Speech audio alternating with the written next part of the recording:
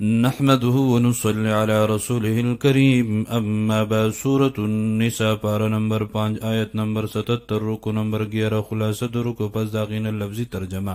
مخی رکو کی ذکر دی منافقین جهاد کینا او کلک که جهاد کئی نو بیا سستی کئی دی رکو کی نور ناکار صفات د منافقینو بیان شوی دی حکم د دوی ته چې روحانی تربیت حاصل کئی پکولو د منځونو سره پور کولو د زکاتونو سره ترغیب د جهاد ته آداب د جهاد دی مقصد د جهاد او په پرېښودلو د جهاد باندې رانیول دی د رب العالمین د طرفنا بل ناکار صفت د دوی دا دی چې بغیر د تصدیق او تحقیق نه هر خبر هغه عام کئی د اسلام او اهل اسلام خلاف سازشونه کوي مشورې کوي او جرګې کوي واوري د هر کار د هر شي خالق هغه الله دی او کوم مصائب او تکالیف چې راځي نو هغه د ناکاره عملونو د وجه نه راځي مقصد د رسالت هغه اتباع او تابعداري د رسول صلی الله علیه وسلم حقانیت د قرآن دی اعجاز د قرآن بیان شوی دی د معاشرتی اخلاقنا هغه حکم د سلام دی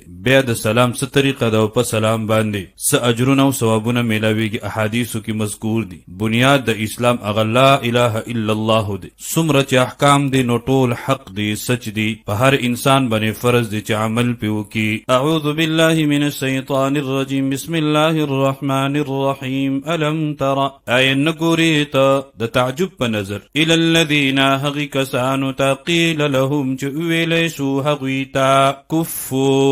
بن وساتي ایدیکم لاسونه خپل د جهادنا مکی دور او د مدنی دور په شروع روحانی تربیت حاصل جگہ په منځ او زکات ورکولو سره حاصلېږي واقیموا الصلاة پابندي کوئ د مانځه د الله سره به تعلق مضبوط شي وآتوا الزکاة ورکوئ زکات لرا سخاوت به در پکې پیدا شي فلما پسهر کلا کتبا چې فرض کړی شو علیهم القتال په هغوی باندې جنگ جهاد اذا نو دغه وخت فریق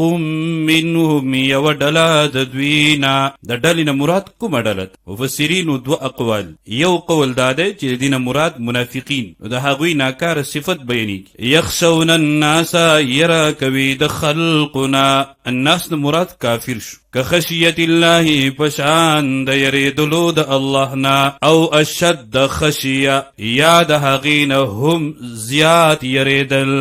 او دا یره د څه وجې نه د دنیا سره د مینې محبت په وجه او د اوږدوالي د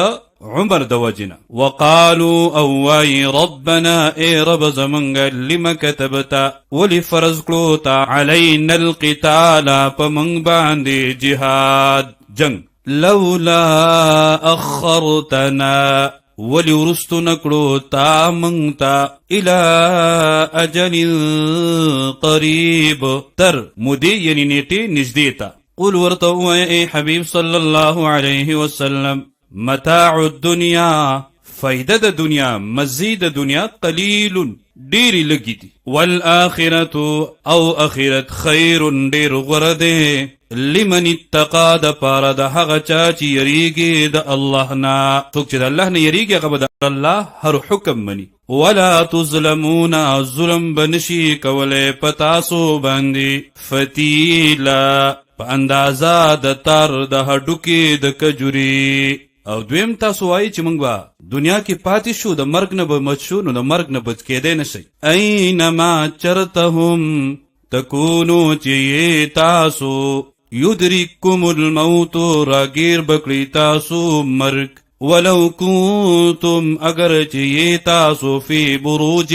مشیده په قلاګانو مضبوطو کې بیا هم د مرګ نه نشي بچ کېدی نو کله چې د منافقینو ته خوشحالي میلاو شي مالداري ورته میلاو شي صحت ورته میلاو شي نو دا د رسول الله صلی الله علیه وسلم د تابعدارۍ د وجې نه بس دا د الله د طرف نه او کله چې دوی ته یو مصیبت پریشانی راشي نو بیا د هغې نسبت د الله رسول طرف ته کوي چې دا ستاسو د بې احتیاطۍ نعوذ بالله او ستاسو د سپیروالي د وجې نه الان کې د هر شیز خالق هغه د شر وي او که د خیر وي هغه الله دی وان تصبهم او او کچری ورسیگی دویتا حسنة خوشالی یقولون وای هذه دا من عند الله دا طرف دا الله ندی وان تصبهم او کچری ورسیگی دویتا سیئة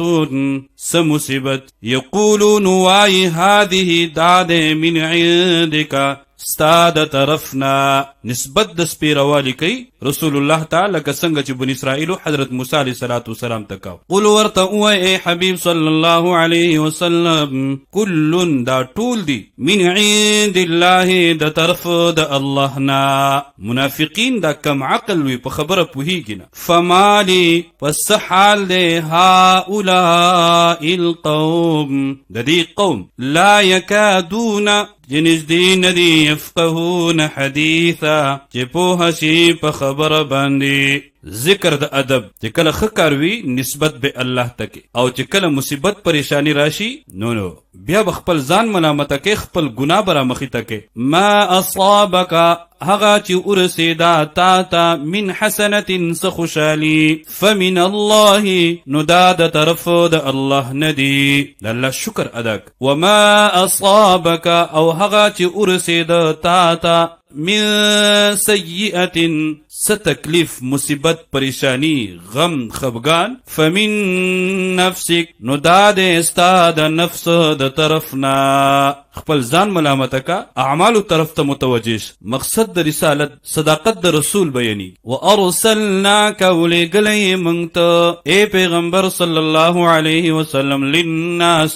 د پاره د ټول خلق کغه انسانان دي او کپیریان دي رسول عظیم پیغمبر او دغه رسالت باندې گواه اگر رب العالمین دی وکفا او پرده بالله الله شهیدن گواه مقصد د رسالت بیانی من یطیع الرسول هغه څوک چې خبره اومني اطاعت وکي تابعداري وکي د پیغمبر صلی الله علیه وسلم نو حقیقت کې دا د الله تابعداري د الله حکم منل فقد نو یقینا اطاع الله هغه خبره اومنله د الله د الله رسول چې کوم خبره هغه د الله د طرف ومن تولى او سوک چې مخ واړوي بس توجه مو ورکوه پرېږدې فما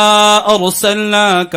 نو نیلی گلے منگتا علیہم پاغیبان حفیظا نگران نگهبان ناکار صفت د منافقین دا منافقین داسې ناکار خلق دی او داسې سپک خلق دی کله د الله د رسول په مجلس کې ناسي وای زمون کار اطاعت دی خبره منلی حکم منلی او کله چې مجلس نه پاسي نو بیا د اسلام اهل اسلام خلاف سازشونه کوي مشورې کوي جرګي کوي منسوبي جوړي لیکن دی په دې باندې پوهیږي نه چې دا هر څه لیکل کیږي او دغه ورته د قیامت پر ورځ باندې اوخودل شي نو کله چې دوی مجلس کې ناسي وای یقولون وای دوی طاعت کار زمون خبره منن لستا فاذا بیا کله چې برزو وزي لاړ شي دوی من عندک استاد خوانا بیتا نو مشوری کوي د شپې طائفه یودلا منهم د دوینا غیر الذي خلاف د هغي تقولو چې وای دوی دغه اطاعت ده دلته بیا اطاعت نه مخالفت وي واوري والله يكتب الله لکی ما هغه سلرا یبیتون چې مشوری کوي دوی د شپې فاعضد پس مخواړه وته عنهم د دوینا وتوکل علی الله او ځان وسپاره په الله باندې وکفا او پرده بالله یوازی الله وکیلا کارساز مددگار ترغیب دے جراشی قرآن بانی تدبر وکی سوچ او فکر وکی افلا یتدبرون القرآن آیا پس نکوی دوی غور پا قرآن کی تدبر د مجتهدینو داده چې د یو آیاتنا بزرونو مسائل راو باسی علماء ده هاغا تصدیق کی د عوامو تدبر داده چې د قرآن په معنی باندې ځان پوهک ولو کان او کچری وی دا قرآن حقانیت د قرآن بیانی من عند غیر الله د طرف د غیر الله نا لوجدو نخامخ مندل بویدوی فیه پدی کی اختلافا کثیرا اختلاف ډیر تضاد د مضمون د یو بل سره او دغه شن تفاوت په کلماتو بلکې هر حکم د قرآن هغه محکم دی او هر اصول د قرآن هغه مضبوط دی او هر خبره د قرآن هغه رښتونی ده ناکار صفت د منافق دا هم دی چې کلم دته یو خبر راشي، کاغه د خوشحالي وي که د غم وي، بغیر د تصدیق نه، بغیر د تحقیق نه هغه مخکې عام کوي، نورو ته یې رسوي. پکار خدا ده چې کله یو خبر راشي، که دغه خبر د سیاسي امورونه یي، انتظامی امورونه یي، نو کوم چې مسلمانان حاکمان دي هغې طرف ته ویسي، چې هغې په دې باندې تحقیق وکړي، تصدیق وکړي. او که چېرته د دیني امورونه وي، دیني معاملاتونه وي، نو بیا پکار دا ده چې دې کې رجوع وکړي مجتهدینو ته، علماو ته، فقهاو ته، محدثینو ته. کله چې هغوی د تحقیق او د تصدیق نفس کومه فیصله وکړي، باغی باندې عمل کول پکار دی. که د عام کولو ضرورت وي عام دی کړی شي، او که موقوف کولو حکم وي موقوف دی کړی شي. وَإِذَا أَوْ كَلَ چی جاءهم راشد وی تا امرون څه خبره من الامن د امن، د خوشحالی، د فتح، او الخوف یا د یری، د شکست. اذاعو نو خوره کړي دوی، عام کړي دوی، به دغه خبر لرا وس طریقه خی ورته. ولو ردوه او کچرتا رسولی وی دوی دا خبره الى الرسول پیغمبر صلی الله علیه وسلم تا، د الله د رسول نه د دې خبرې تصدیق کوله، تحقیق کوله، پس د هغې نه دا خبره عام کوله یې پرېښودی. وإلى اولی الامر، او یا صاحبانو د امر، پوهه کسانو ته. او مخکې رکوع کې بیان شوي دي چې اولی الامر نه مراد څه دي؟ حاکمان دي، عمرا دي، علما دي، فقها دي. منهم د دوی نه لعلمه الذین، نو خامخا پوهه شوي به وي په دې باندې هغه کسان یستنبتونه چې هغوی پوهیږي په حقیقت د دې خبرې، منهم د دوی نه. نو بیا د هغې په مشوره به چلیدل. ولولا فضل الله، کچری نوې فضل د الله را لېږلو د قرآن سره، علیکم پتاسو باندې، ورحمته او رحمت د هغه پر را لېږلو د رسول الله صلی الله علیه وسلم سره، لتبعتم الشیطان، نو خامخا تابع شوي به تاسو د شیطان، الا قلیلا، سوا د لږ خلقنا. ترغیب د جهاد، فقاتل قتال کوه فی سبیل الله، په لاره د الله کې. لا تکلفو، نشته د ذمواري پتا باندې، الا نفسک، مگر د ځان خپل. که دوی جهاد پرېږدي د هغې مؤاخذه به ستانه نه کېږي. وحضد المؤمنین، او تیزي ورکړه مؤمنانو ته په کولو د جهاد، او جهاد ته همیشه تیار اوسئ. نو دغه کفارو پړونو کې به الله یره واچي، هغوی به تاسو سره نه جنګي. عسى الله، نږدې ده چې الله ان یکف بأس الذین، بند کړي جنګ د هغې کسانو کفرو چې کفر یې کړی دی. والله اشد بأسا، او الله ډیر سخت جنگ والا دی. و اشد تنکیلا، او ډیر سخت سزا ورکوونکی دی. من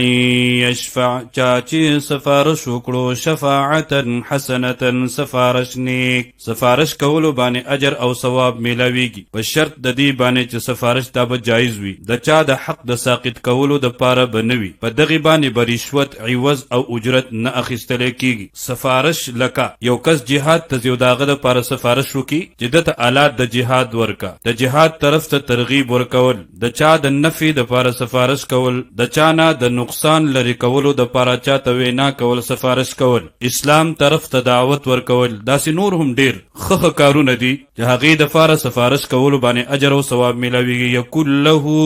نو وي به د ده دپاره نصیب، برخه د ثواب، منها د وجې د هغې نه. ومن یشفع، او چا چې سفارش وکړو، شفاعتا سیئه، سفارش بد، ناکار سفارش وک، یکون له، نو وی با د هغه د پاره کفلون، بوج، ذمواري، منها د هغې په وجه باندې. وکان الله، او دی الله تعالی علی کل شیء، په هر څیز باندې مقیتا، طاقت لرونکی. د ښکلي اخلاقونه هغه سلام دی، په سلام اچولو باندې اجر او ثواب میلوي. او د هغې چې کوم فضایلي احادیثو کې موجود، سلام کول د سنت، جواب ورکول دا واجب، او واحد سنت دی چې اجر په د واجب نه زیات میلاوي. و اذا حییتم، او کله چې پیشکش وکړی شي تاسو ته، بتحیه، څه قسمه پیشکش، شرعي سلام در باندې واچولی شي، السلام علیکم ورحمت الله، دعوت د صلح درکړی شي، هیبه درکړی شي، فحیو نو تاسو هم پیشکش وکړئ باحسن په ډیره ښه طریقې سره منها د هغینا او ردوها یا کم از کم واپس کړئ هم دغه شی پیشکش لرا په جواب کې ښه جواب ورکړئ، په ښکلې طریقه جواب ورکړئ، ورنه کم از کم هغه شانتي جواب ورکړئ. ان الله یقینا الله کان علی کل شیء حسیبا د په هر شی باندې حساب کوونکې. د اسلام بنیاد هغه لا اله الا الله دی. الله داسې ذات لا اله چې نشته دی لایق د بندګۍ معبود مسجود الا هو سوا د هغینا. او واورې پوه شئ لا یجمعنکم خامخا راجمع کوي به هغوی تاسو لره الی یوم القیامت ورځې د قیامت ته لا ریب شک نشته دی فیه په قایم کېدلو د دغه ورځ کې. ومن اصدق او څوک زیات رښتونی دی من الله د الله نه حدیثا په خبرو کې. نو هر حکم دا محکم دی او هر حکم منل دا په هر مسلمان باندې فرض دی.